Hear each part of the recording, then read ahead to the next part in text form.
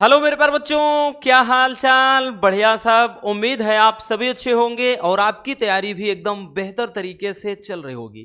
प्यारे बच्चों, आज के इस वीडियो में हम केमिस्ट्री में कुछ महत्वपूर्ण नियम को देखने वाले हैं जो आपके बोर्ड एग्जाम में अक्सर 3 नंबर में पूछे जाते हैं। तो आज के इस वीडियो में हम 4 महत्वपूर्ण नियम को देखेंगे जिनमें से एक तो 100% श्योर है आपके पेपर में पूछा जाएगा। ठीक, चलिए देख लेते हैं। बड़े ही सिंपल तरीके से हम चार के चारों नियम को आज देखेंगे। ध्यान से समझिएगा भैया, क्वेश्चन आपके बहुत तरह के यहां से बनते हैं। पहला टॉपिक है आपका हेनरी का नियम।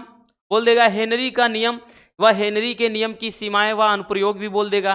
फिर है राउल्ट का नियम, ये तो भैया मोस्ट इंपॉर्टेंट है। बोल देगा कि तनु विलयन के लिए राउल्ट के नियम को परिभाषित करना है और इसकी सीमाएं लिखना है। और अगला है कोलराउस का नियम क्या है तथा इसका अनुप्रयोग। तो यहां से क्वेश्चन बनता है।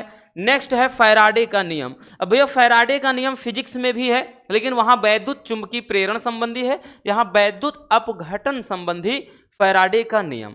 तो ये सबके सब जो टॉपिक है ना भैया, ये आपके 3 नंबर वाले टॉपिक हैं। यानी इनमें से कोई एक भी अगर आपके पेपर में पूछा जाएगा तो श्योर है 3 नंबर में। बाकी राउल्ट का नियम तो कभी कभार 4 नंबर में भी पूछ लेता है, याद रखना। ठीक है, चलिए देखते हैं बच्चों, एक एक करके सारे नियम को हम बहुत ही सिंपल तरीके से समझते हैं। तो सबसे पहले हम समझेंगे बच्चों हेनरी के नियम को। हेनरी का नियम क्या है, इसकी सीमाएं व इसके अनुप्रयोग को जानेंगे। ठीक है, ध्यान से समझिएगा भैया, इसको फिगर के माध्यम से समझते हैं बच्चों। बड़ा ही मजेदार सा टॉपिक है। ठीक, देखिए ये कोई क्या है, मान लेते हैं कि विलायक है। अब इतना तो समझ ही रहे हैं कि विलायक है क्या। विलायक मान लेते हैं इसमें जैसे पानी भरा हुआ है, ठीक है, या अन्य कोई लिक्विड है। ठीक, ये इसमें भरा हुआ है।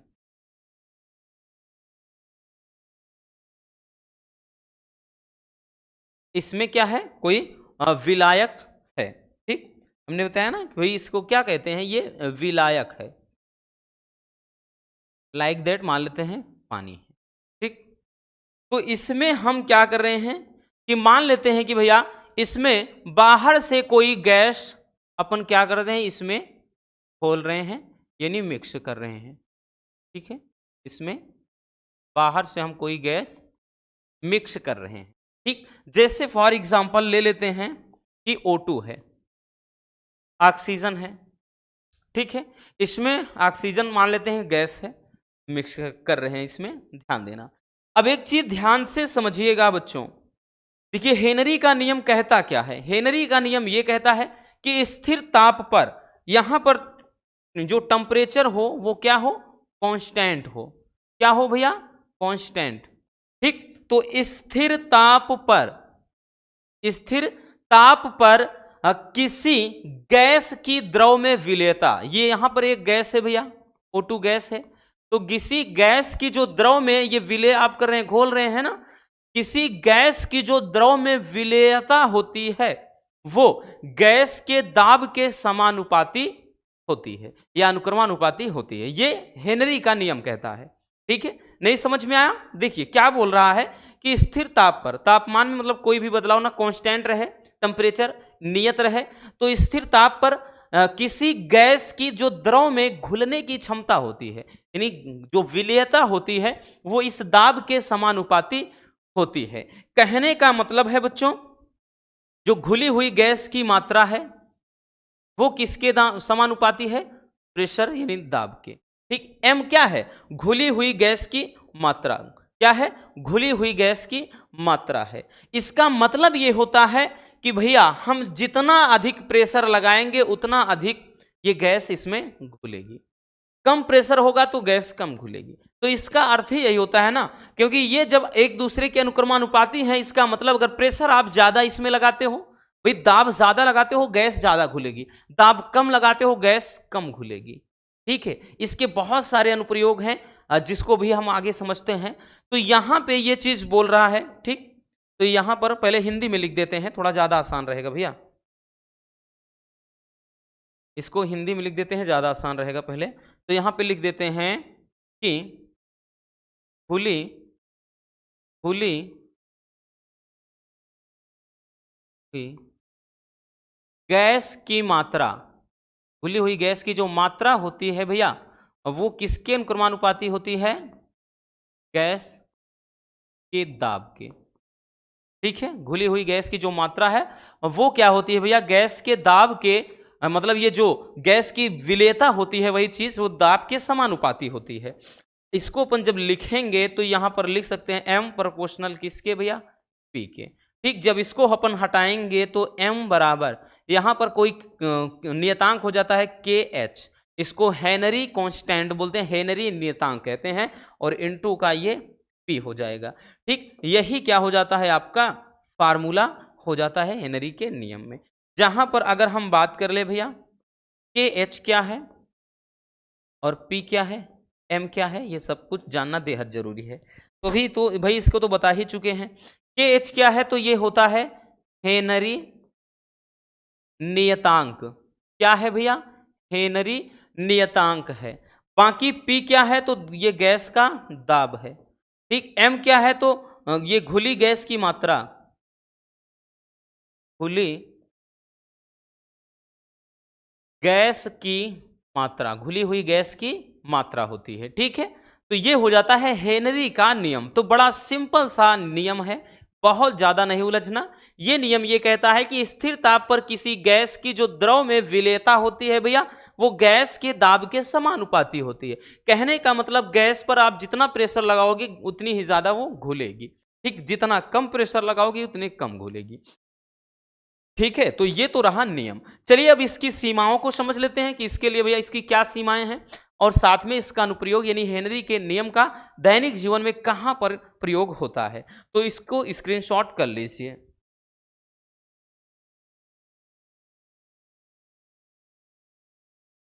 हो गया भैया, चलिए आगे चलते हैं बबुआ। अब देखते हैं हेनरी के नियम की सीमाएं। हेनरी के नियम की सीमाएं, ठीक, तो पहला है यह तनु विलयन पर लागू होता है। मतलब ये सांद्र विलयन पर लागू नहीं होता है, सांद्र विलयन पर हेनरी के नियम का पालन नहीं होगा। दूसरा है कि हेनरी का नियम निम्न दाब व उच्च ताप पर कार्य करता है, निम्न दाब और उच्च ताप पर कार्य करता है, दूसरा नियम। तीसरा है यह नियम उन गैसों पर लागू नहीं होता है जो विलायक से क्रिया करते हैं। ठीक है, नहीं करते होगा, मतलब यह उन गैसों पर लागू, मतलब उन गैसों पर लागू होता है जो विलायक से, हाँ ठीक है, मतलब अगर यहां पर नहीं होता तब ठीक। तो यह उन गैसों पर लागू होता है जो विलायक से क्रिया नहीं करते हैं, इतना याद रखना। तो ये हेनरी के नियम की सीमाएं हो गया। अब हेनरी के नियम का अनुप्रयोग सबसे ज्यादा पूछता है। हेनरी का नियम क्या है, इसके अनुप्रयोग बहुत पूछता है बबुआ, ध्यान देना। अब देखिए हेनरी के नियम का अनुप्रयोग यानी अगर हम बात कर लें तो दैनिक जीवन में कहां पर हेनरी के नियम का पालन होता है। पहला, गोताखोर द्वारा सांस लेने में। तो जो गोताखोर होते हैं, अब गोताखोर क्या है भैया? जो समुद्र में, ठीक, या फिर पानी में गहराई तक जाते हैं, ठीक है, कोई खजाना वगैरह ढूंढने या अन्य चीजों के बारे में पता लगाने के लिए, तो वो होते हैं गोताखोर। ठीक, तो उनके द्वारा, क्योंकि वहां पर बात कर ले भैया तो वहां पर जो भी मतलब सांस लेने के लिए प्रयोग होता है, जो टैंक इस्तेमाल करते हैं, जो जाते हैं, तो वो हेनरी के नियम का ही पालन वहां पर होता है। दूसरा है शीतल पेय पदार्थ के उत्पादन में। तो जो भी होता है ना 5 रुपए ग्लास शीतल पेय पदार्थ, है ना, ये गांव मोहल्ले में गलियों में ऐसे ही क्या चिल्लाते हुए बेचते हैं। तो जो भी शीतल पेय पदार्थ होते हैं लाइक दैट, चाहे थम्सअप है, कोका कोला है, स्प्राइट है, एक माउंटेन ड्यू है, वॉट एवर, बहुत सारे मार्केट में उपलब्ध हैं। तो उनमें जो गैस मिक्स होती है अंदर, जो CO2 गैस होती है भैया, तो वो हेनरी के नियम के ही पालन से उसमें उसका प्रयोग किया गया है। क्योंकि उसको जैसे ही झकझोर के इधर उधर करके आप ढक्कन खोल दो, यूं फुर्र करके सारी गैस बाहर निकल जाती है। ठीक है ना, वो चीज होता है। तो कहने का मतलब उसमें जो गैस भरी होती है इसी नियम पर, वही आदमी जब पीता है फिर डकार के माध्यम से CO2 फिर से बाहर आ जाती है, आदमी बोलता है वाह पेट को बड़ा राहत मिल गया। लेकिन ये नहीं पता कि CO2 गैस होती है। तो भैया CO2 गैस वैसे भी हमारे शरीर में नहीं रह सकती। CO2 गैस फुलाने वाली गैस है, अगर अंदर है तो समझो आपको फुला देगी, यानी आपको ही गैस की प्रॉब्लम हो जाएगी। इसीलिए वही गैस रिटर्न होकर डकार के माध्यम से नाक से मुंह से बाहर आ जाती है। ठीक, जो कोका कोला वगैरह पीते हैं, तो यहां पर भी इसका इस्तेमाल होता है। अगला, फेफड़ों की क्रियाविधि। तो फेफड़ों में जो भी एक्टिविटीज होती है तो फेफड़ों की क्रियाविधि में जो मतलब O2 CO2 का आना जाना लगा रहता है, तो ये किसके द्वारा? हेनरी के नियम। नेक्स्ट है कि पहाड़ों पर जो पर्वतारोही होते हैं उनके द्वारा सांस लेने में, तो वो भी, क्योंकि भाई जैसे ही आप ऊपर जाएंगे तो प्रेशर हमेशा मतलब उतार चढ़ाव रहेगा, ठीक है, तो वहां पर अधिक दाब हो जाता है, तो इसीलिए वहां ऑक्सीजन लेवल कम होने लगता है। यही कारण है कि पहाड़ों पर जो खाना है जल्दी पक जाता है, ठीक है, प्रेशर कुकर में। तो याद रखना, तो ये सब जगह पर हेनरी के नियम का पालन होता है। तो ये रहे भैया हेनरी के नियम के अनुप्रयोग। चलिए बबुआ जल्दी से इसको भी स्क्रीनशॉट कर लीजिए।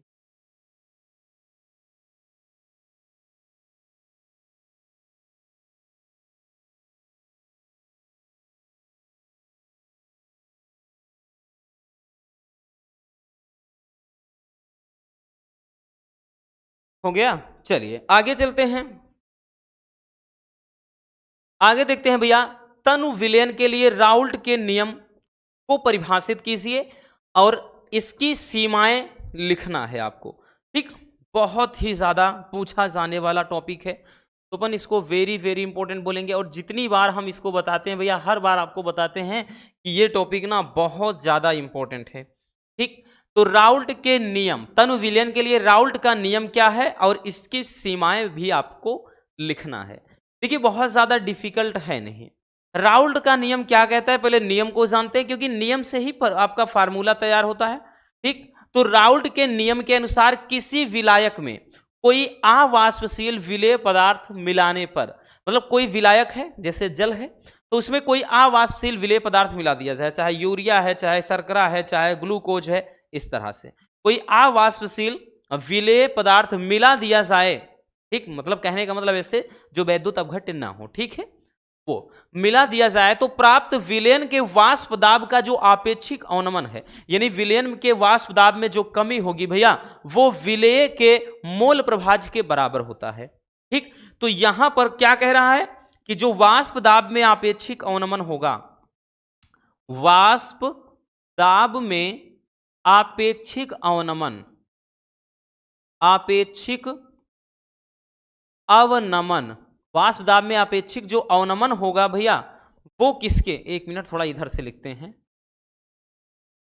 वाष्प दाब में आपेक्षिक अवनमन किसके भैया, विलेय के मोल अंश या मोल प्रभाज के बराबर होता है, मोल अंश या मोल प्रभाज के बराबर। भाई मोल अंश कह लें या मोल प्रभाज। तो यहां पर जो वाष्प दाब का अपेक्षिक अवनमन होता है उसको भैया दर्शाते हैं P not minus P S upon P not, बराबर हो जाता है भैया मोल अंश।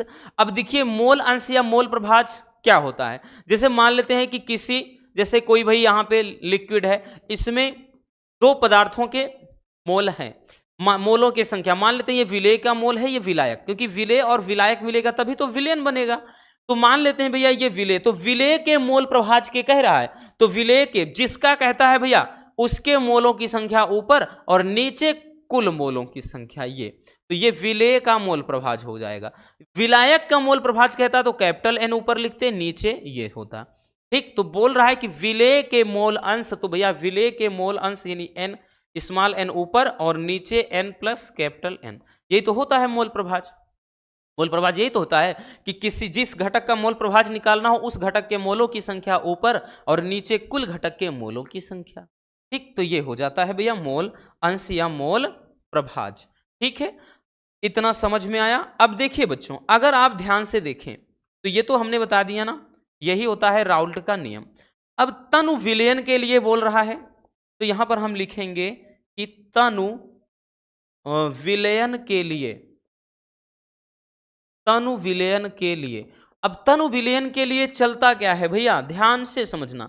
तनु विलयन के लिए बच्चों होता क्या है, तो तनु विलयन में जो ये विलेय की मात्रा है वो समझो एकदम ना के बराबर हो जाती है, यानी ऐसे केसेस में जो n is more less than capital N, यानी जो n का स्मॉल n का मान है वो कैपिटल N से बहुत छोटा हो जाता है।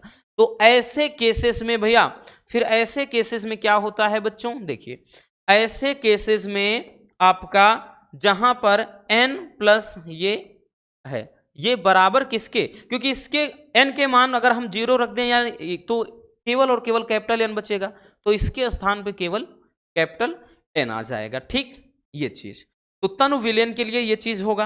तब आपका ये जो फार्मूला बनेगा भैया, ये फार्मूला कुछ इस तरह से बन जाएगा। क्या चीज, तो ये हो जाएगा P नॉट माइनस का PS अपान P नॉट बराबर, भैया यहां पर n है स्मॉल वाला, नीचे कैपिटल N है।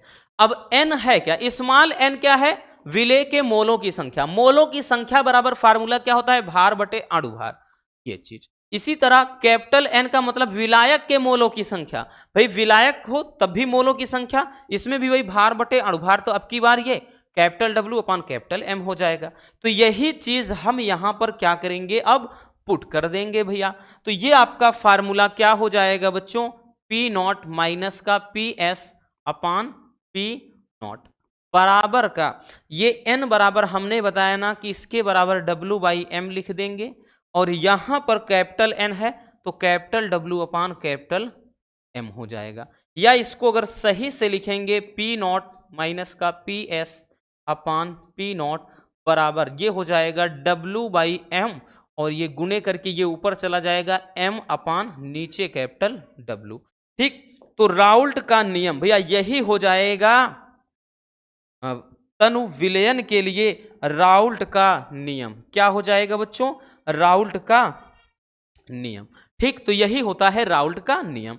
जहां पर अगर देखिए सैंबल अगर जानना है भैया, जरूरी है P नॉट क्या है और उसके बाद PS क्या है, ये जानना बेहद जरूरी है। तो भैया देखिए P नॉट जो होता है इसको बोलते हैं, ये होता है शुद्ध विलायक का वाष्प दाब। शुद्ध विलायक का वाष्प दाब, शुद्ध विलायक का वाष्प दाब होता है बच्चों। और PS क्या है, विलयन का वाष्प दाब। S का मतलब सॉल्यूशन, विलयन का वाष्प दाब, विलयन का वाष्प दाब। अब उसके बाद भैया जो स्मॉल W है ना बच्चों, इसको विलेय का भार कहेंगे, और स्मॉल M है तो विलेय का अणुभार कहेंगे। अब स्मॉल W है तो विलायक का भार कहेंगे, इस मतलब सॉरी कैपिटल W है तो विलायक का भार कहेंगे, और कैपिटल M है तो विलायक का अणुभार कहेंगे। ठीक, तो ये ध्यान देना, स्मॉल वाला विलेय का है और कैपिटल वाला विलायक का है। ठीक, तो ये हो जाएगा भैया तनु विलयन के लिए राउल्ट का नियम। इस पे न्यूमेरिकल भी बच्चों इस फार्मूले पर पूछे जाते हैं, और 24 में भी पूछा गया है न्यूमेरिकल। हम हमेशा से बोलते हैं, जितनी बार बताया हो, ठीक, हमेशा से ये बात जरूर बोलते हैं, इंपॉर्टेंट बहुत ज्यादा है ये फार्मूला, और उतना ही इंपॉर्टेंट नियम भी। अगर नियम नहीं पूछा तो 3 ही नंबर में आपका इस फार्मूले पर कोई न्यूमेरिकल जरूर दे देगा। ठीक है, चलिए जल्दी से स्क्रीनशॉट कर लीजिए।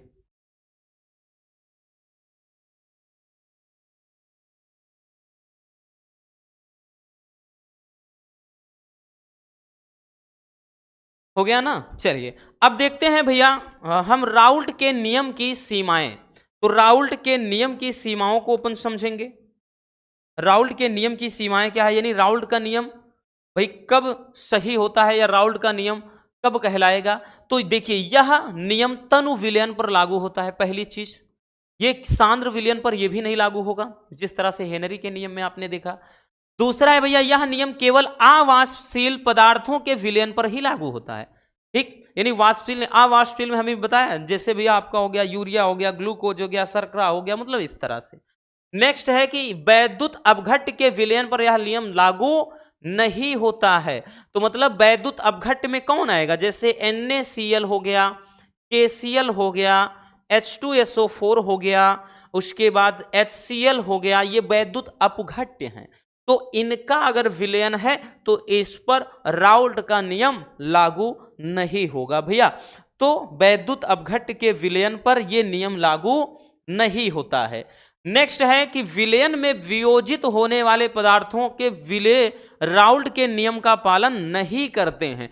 मतलब वही चीज अभी जैसे हमने क्या बताया, NaCl भैया इसका वियोजन अगर करना है तो हमको मालूम है Na प्लस में टूटेगा और Cl माइनस में टूटेगा। तो भैया वही चीज कह रहा है कि विलयन में वियोजित होने वाले, भाई इसको अगर हम घोल देंगे तो Na प्लस में टूटेगा, Cl माइनस में। तो वही कह रहा है ना कि वियोजित होने वाले पदार्थ के विलेय जो हैं वो राउल्ट के नियम का पालन नहीं करते हैं। ठीक है, आई बात समझ में? चलिए बच्चों जल्दी से इसको भी स्क्रीनशॉट कर लीजिए।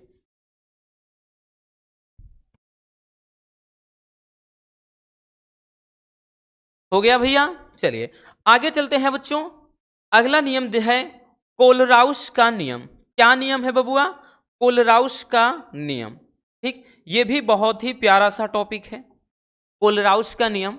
इसको भी अपन वेरी वेरी इंपॉर्टेंट बोलेंगे, हर साल पूछता है। अब भाई चाहे जिस सेट में आ जाए लेकिन पूछता जरूर है हर साल।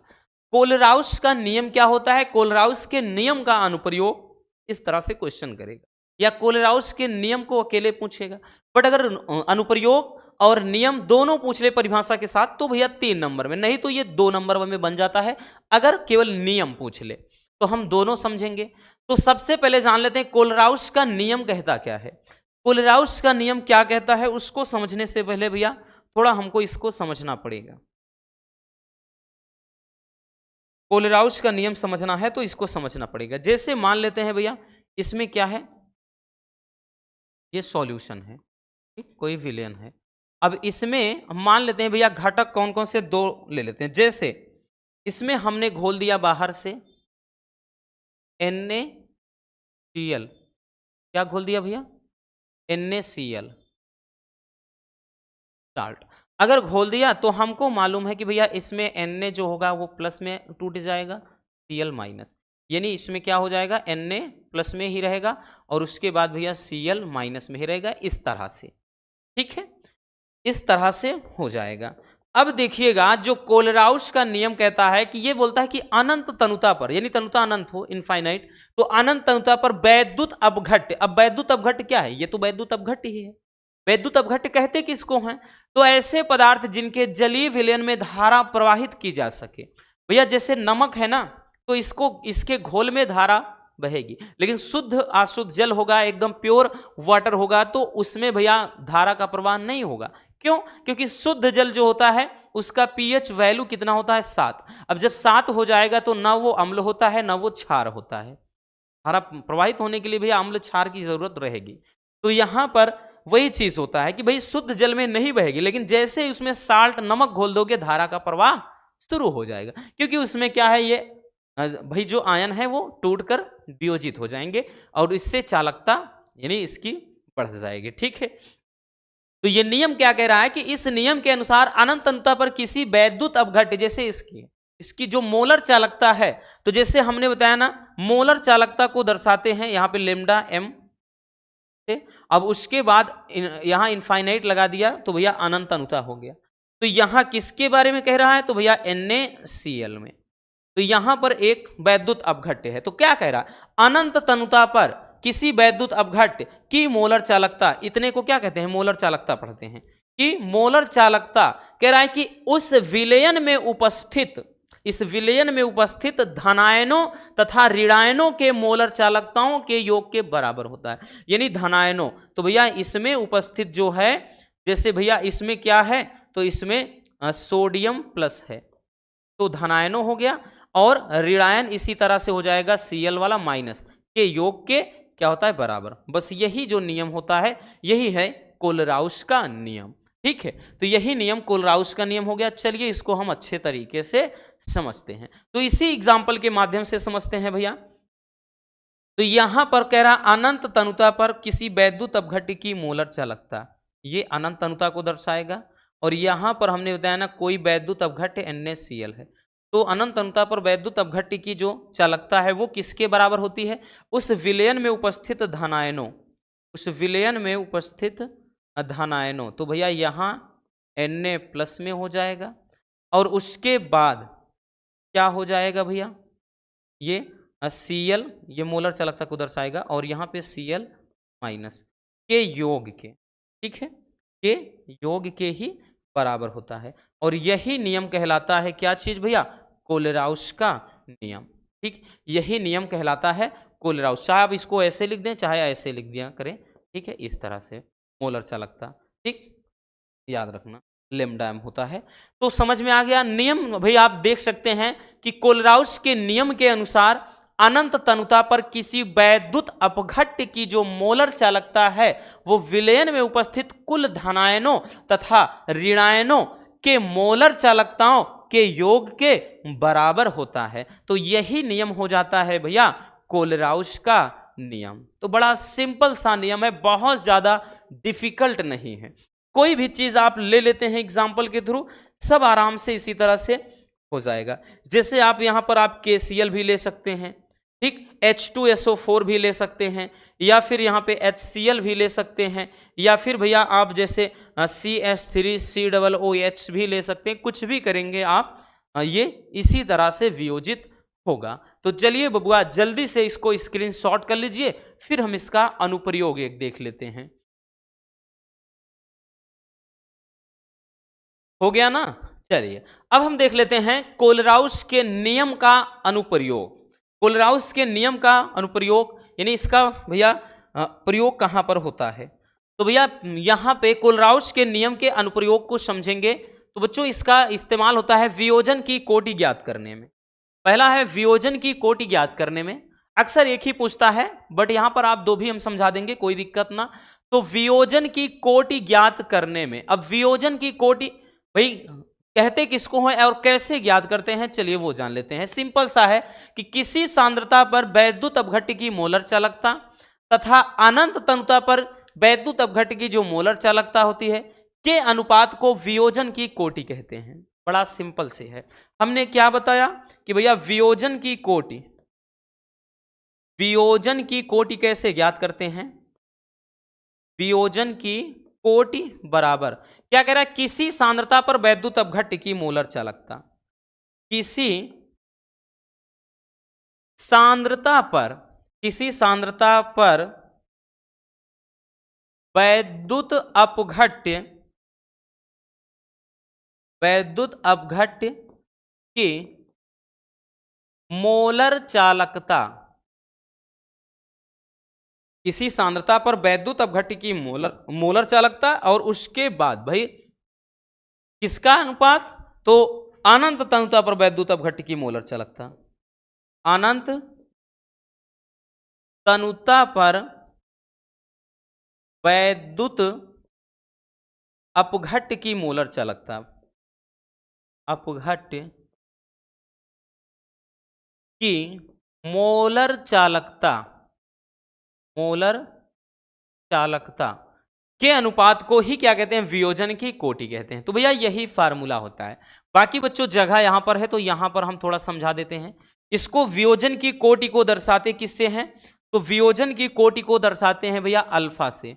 अल्फा बराबर किसी सांद्रता पर वैद्युत अपघट्य की मोलर चालकता, तो भैया हम लेमडा लिखेंगे और कह रहा है कि किसी सांद्रता पर, तो भैया यहां पर देखिए लेमडा एम लिख दिया तो ये मोलर चालकता है, तो यहां सी लगा दिया किसी सांद्रता पर, और नीचे कह रहा है कि अनंत तनुता पर, तो भैया हम नीचे क्या लगा देंगे? इनफाइनाइट वाला लगा देंगे। ठीक, तो यही इन दोनों का जो रेशियो हो जाता है, इन दोनों का जो अनुपात हो जाता है, इसी को कहते हैं भैया वियोजन की कोटि। तो कोलराउस के नियम के द्वारा हम वियोजन की कोटि ज्ञात कर सकते हैं। और इसके अलावा एक जो होता है वैद्युत जो दुर्बल वैद्युत अपघट्य होते हैं उनकी मोलर चालकता, जैसे में CH3COOH, इसकी अगर मोलर चालकता ज्ञात करना है तो जैसे भी हम परिभाषा में देखें पूरा NaCl को लेकर, तो आप इसी को यहां पर एग्जाम्पल ये मानकर लगा दोगे, वही लिख दोगे, तो वो दूसरा हो गया। ठीक, तो पहला वियोजन की कोटि ज्ञात करने में, दूसरा दुर्लभ या दुर्बल वैद्युत अपघट्य की मोलर चालकता ज्ञात करने में। ठीक, तो आप एक ही याद रखो, बहुत है। चलिए जल्दी से इसको भी स्क्रीनशॉट कर लीजिए। हो गया ना भैया? चलिए आगे चलते हैं बच्चों। अगला टॉपिक है वैद्युत अपघट्य संबंधी या अपघटन संबंधी। ठीक, वैद्युत अपघटन संबंधी या अपघट्य संबंधी फैराडे का नियम लिखना है। काफी प्यारा सा ये टॉपिक है, बहुत ज्यादा डिफिकल्ट नहीं है। अब इसको भी थोड़ा ध्यान से समझिएगा। तो वैद्युत ये अपघटन संबंधी फैराडे के दो नियम हैं। तो प्रथम नियम, फिर हम समझेंगे द्वितीय नियम। प्रथम नियम के भाई समझने से पहले आप थोड़ा फिगर को समझना होगा। जैसे ये अर्धशेल है, और भाई शेल में होता क्या है, तो शेल में आपको पता है भैया होता क्या है, इसमें होता क्या है, तो यहां पर ध्यान देना, यहां पर भैया इलेक्ट्रोड हैं, ठीक। धातु की छड़ को क्या कहते हैं, इलेक्ट्रोड कहते हैं। तो यहां पर धातु की छड़ है, तो भैया इसको कहते हैं इलेक्ट्रोड। क्या कहते हैं बच्चों, इलेक्ट्रोड कहते हैं। तो यहां पर क्या है, इलेक्ट्रोड है, और उसके बाद यहां पर पूरा सॉल्यूशन भरा हुआ है, ठीक। तो अब देखिएगा, ये जो वैद्युत अपघटन संबंधी फैराडे का पहला नियम है वो क्या बोलता है, ध्यान समझिएगा। इस नियम के अनुसार वैद्युत अपघटन के समय, अब वैद्युत अपघटन किसे कहेंगे, जैसे NaCl का घोल है, जैसे ही आप इसमें धारा का प्रवाह करते हो तो भैया इसका हो जाता है अपघटन, Na+ में टूटेगा, Cl- में, ठीक, अपघटन हो जाएगा। तो इस घटना को ही कहते हैं वैद्युत अपघटन। तो वैद्युत अपघटन के समय, यानी जब ये आयनों में वियोजित होगा वैद्युत अपघट, उस दरमियान इलेक्ट्रोड पर मुक्त हुई पदार्थ की मात्रा, यानी ये जो इलेक्ट्रोड है, अब भैया जिस पे प्लस आयन होगा वो एनोड कहलाएगा, और जिस पे माइनस चार्ज होगा वो कैथोड कहलाएगा। तो इलेक्ट्रोड पर मुक्त हुई पदार्थ की जो मात्रा होती है वो उसमें प्रवाहित आवेश की मात्रा के समानुपाती होती है। किसके, आवेश। तो यहां पर यह बोल रहा है कि वैद्युत अपघटन के समय इलेक्ट्रोड पर मुक्त हुई जो पदार्थ की मात्रा होती है, पदार्थ की मात्रा जो होती है भैया, वो किसके अनुक्रमानुपाती होती है, तो ये प्रवाहित आवेश की मात्रा के, आवेश की मात्रा के। तो भैया आवेश की मात्रा के अनुक्रमानुपाती होता है। तो पदार्थ की मात्रा को अपन W से लिखेंगे भैया, बराबर आवेश की मात्रा जो होता है अनुक्रमानुपाती होगा, तो आवेश की मात्रा जैसे Q हो जाएगी, ठीक। बट वी नो दैट, हमको मालूम है बच्चों कि भैया जो Q बराबर होता है I इंटू टी। क्या होता है, I इंटू टी। भाई यहां पे आप स्मॉल Q ले लें या कैपिटल Q, ये मैटर नहीं करता, बट Q बराबर I इंटू टी होता है, हमको मालूम है। तो भैया अगर हम यहां पे इसको रख देते हैं बच्चों, तो ये क्या हो जाएगा, W बराबर, मतलब ये W, ये प्रोपोर्शनल किसके, इसके स्थान पे I इंटू टी लिख देंगे। बट ये जो अनुक्रमानुपाती का चिन्ह है, अगर अपन इसको भी हटा देते हैं तो ये फार्मूला बन जाएगा W बराबर यहां पर एक नियतांक आ जाएगा, उसको अपन Z से लिखेंगे, Z into I into T, ठीक। Z into I into T, यही फार्मूला हो जाएगा। तो ये जो फार्मूला होता है इस पे भी न्यूमेरिकल बनते हैं 100%। अब बच्चों आपके भैया ध्यान देना, हर साल किसी न किसी सेट में इस पे भी न्यूमेरिकल छोटा सा आता है। धारा दे देगा भैया, धारा का मान, आवेश का मान दे देगा, कभी कभार ये भार वगैरह भी दे देता है, यानी द्रव्यमान संख्या वगैरह। तो अब ये पूछ लेता है इसमें ये तुल्यांक का, ठीक, या नियतांक। क्योंकि यहां पर ध्यान देना, जेड क्या है, इसको बोलते हैं रासायनिक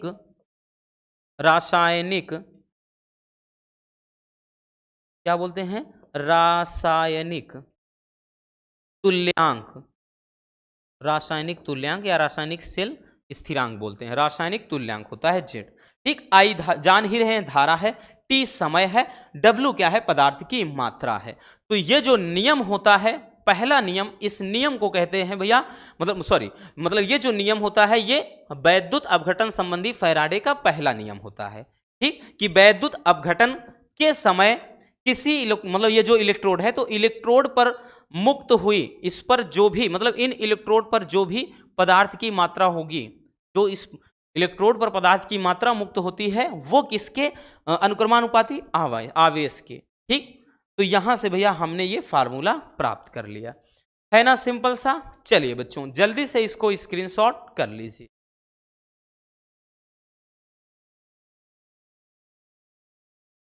हो गया बच्चों, चलिए आगे देखते हैं भैया।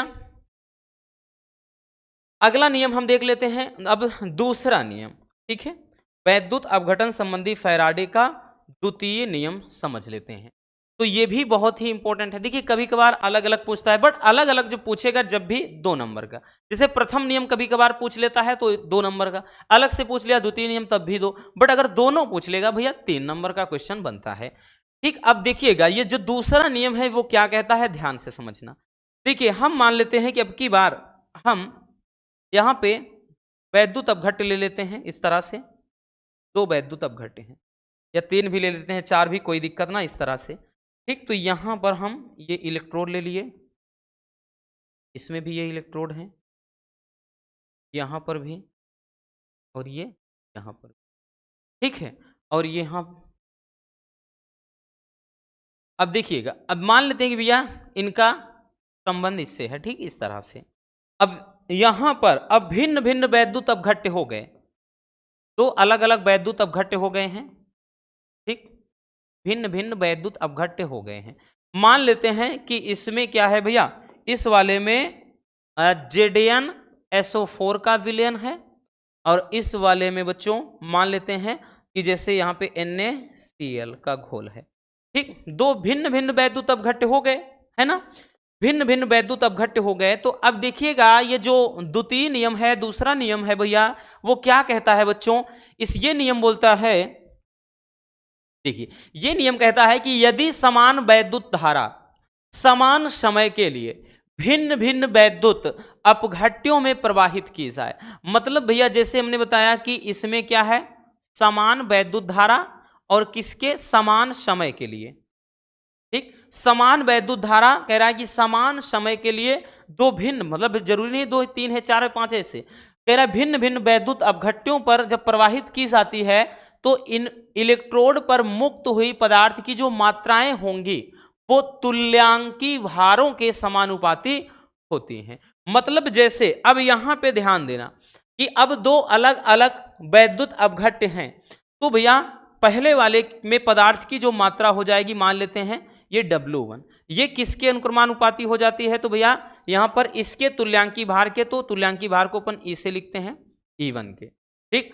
और इसी तरह से दूसरे वाले में जो पदार्थ की मात्रा हो जाएगी बबुआ, वो क्या हो जाएगा, उसके तुल्यांकी भार E2 के अनुक्रमानुपाती, ठीक। तो यहां पर यही तो बोल रहा है कि समान वैद्युत धारा यदि समान समय के लिए भिन्न भिन्न वैद्युत अपघट्यों में प्रवाहित की जाती है तो इन इलेक्ट्रोडों पर मुक्त हुई पदार्थ की जो मात्राएं हैं वो किसके अनुक्रमानुपाती, तुल्यांकी भारों के, क्योंकि यहां पर E है क्या, E1 E2 तुल्यांकी भार है, W1 W2 क्या है, तो ये भैया क्या है आपके, मतलब इलेक्ट्रोड पर मुक्त हुई पदार्थ की मात्रा है, ठीक, जो भी पदार्थ है उसमें।